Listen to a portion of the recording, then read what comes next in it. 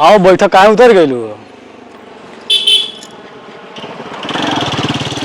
आओ बैठो कहाँ उतर बैठी चलाओ साइकिल चलाते चलाओ ढंग बार हो रहा है हां भाई का हो गइल साइकिल गिर गई हम मन नहीं बैठबे साइकिल पर बैठो बैठो चलो ना ना मोटरसाइकिल पर मैं ये तरह पी के बेच के पी खा के सब फिट कर दहनी अब साइकिल बैठ रहा जतिया रखे खाती हम गंगा में चलिए नहीं कि कनी जतिया बचल है ठीक भाई जतिया कइलू हो तो चलो बैठो ना ना हम बैठबे नहीं करब हम कमाता ही तो फिर गाड़ी किना जाए और बाक दिया साइकिल पी के नहीं तरह का कमात रहो औकात ने साइकिल बना के औकात ने एक तो पंचर आई भी है अरे तो का भाई साइकिल होवे जब बैठी आदमी तो दबी नहीं नहीं हम नहीं बैठबे जो बैठो आओ बैठो हम नहीं बैठबे जो अरे कमाता नहीं तो फिर किना जाए गाड़ी और का किने जब हमार बाप में दिया धन पी के खा के उड़ा दनी तो करो किने बाबू कोई जरूरत फसला तू बेचारा ना औकात है साइकिल वाला औकात ही बाटे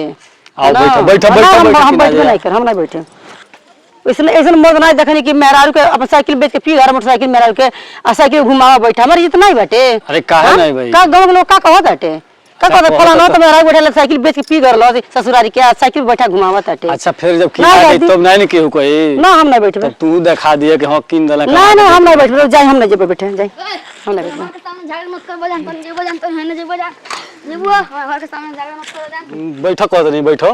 कह दिन हम नहीं बैठे ताकि जाब तू जा हम नहीं तू खुद जुआरी से बाड़ी बाड़ी खुद जुआरी पियला तू है ना का भाई बैठो रहो ना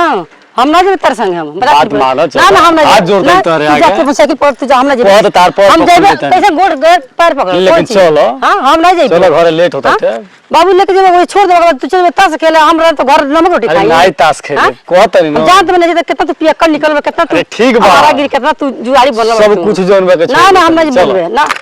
तक जा तू जा बाबू हम ना जब चल अपने घर चल जा पैदल चल जाए ऐसे हमारी इज्जत बा नहीं गांव में सब लोग हाथ जोड़ते नहीं चलो ना ना हाथ हम पगले वाला नहीं बानी दूसरा मेरा नहीं है चलो ठीक ना हमरा के पगले पर रहनी कहत पैर पकड़ लेते नहीं पैर पर वो हम और नहीं जो गुड़ हाथ पकड़ मोगी मान पोला हम माने वाला नहीं चलो तो चलो तब सब नसे जानता नहीं हम नहीं रहता संग तू अपन आओ बैठो साइकिल पे चलो गाड़ी किना जाए टेंशन मत लो वो गाड़ी के किराया साल बस किराता ना गाड़िया आज तो कमाते 6 महीने दिन गाड़ी हम तक दिखा दे साल बस गाड़ी के किराता ना गाड़िया हां साइकिल चलता बानी का लोगों को तो गम करना अरे अब नाई के कुछ कोई 6 महीना और इंतजार करो हम कुछ नहीं जानता गाड़ी ना हम नहीं जानता 6 महीना गाड़ी तक ना दिखा दें तो फिर मत कहिए ना एक बार बेइज्जती क के ऐसे घर के लोग ऐसे दलदरा से ऐसे पिया का शादी कर दियल हमार नसीब हमार फूट गइल साफ हो जब से चलो आओ आओ ओकर बाद जगह ठोकर खा सब लोग ताना मारता अरे जगह नहीं हंसे वो तोनो रानी से 300 हंसता से घर आवत से आइसु कम ठीक भाई आओ आओ बैठो हंसे दो हंसल घर भगवान पूरा वाला हां घर बुक यार सब तो हर चलता होता तू लग ना ना ना नहीं पकड़ेगा उठ पकड़ कुछ नहीं होई हम नहीं पकड़ मानो बात के मानो ना हम नहीं मान चलो आओ बैठो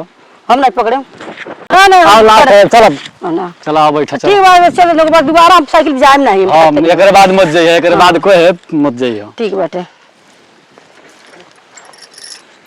साइकिल बैठा साइकिल लेके जा साइकिल बैठा